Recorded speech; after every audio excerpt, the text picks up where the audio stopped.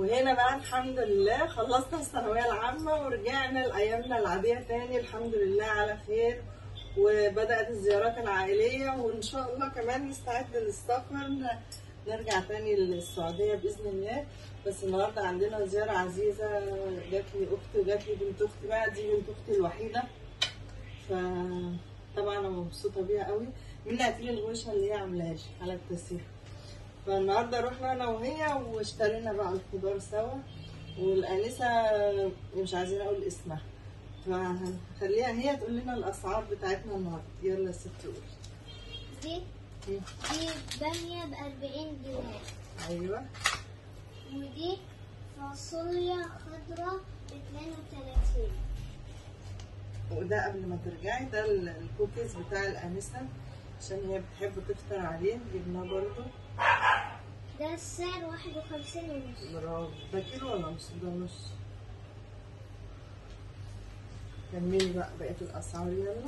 طماطم. دي طماطم عادية ب8 ونص. دي طماطم درجة أولى جامدة للأكل السلطة والحاجات، دي ب8 ونص.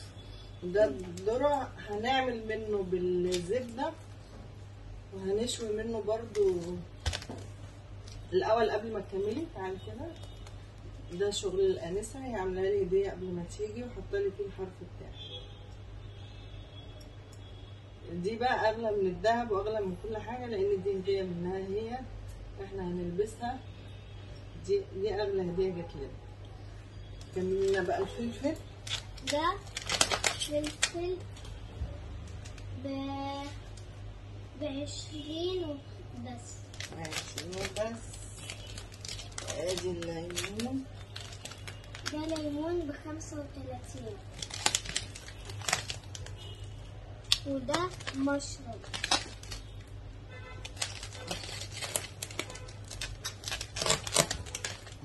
وده خيار ب16.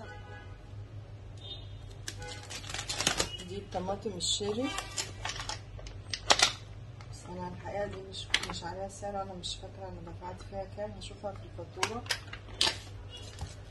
جبنه ورق العنب، هنحشي الثانويه العامه خلصت وهنحشي ب55. ورق العنب ب55. وده بريك ب52، احنا جايبين نص بس. الكيلو ب52 احنا جايبين نص بس. ده للفطار.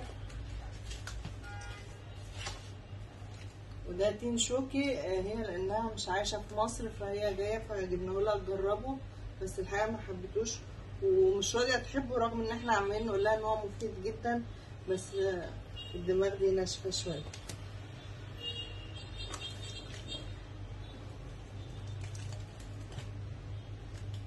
احنا جينا من بره عملنا قهوتنا.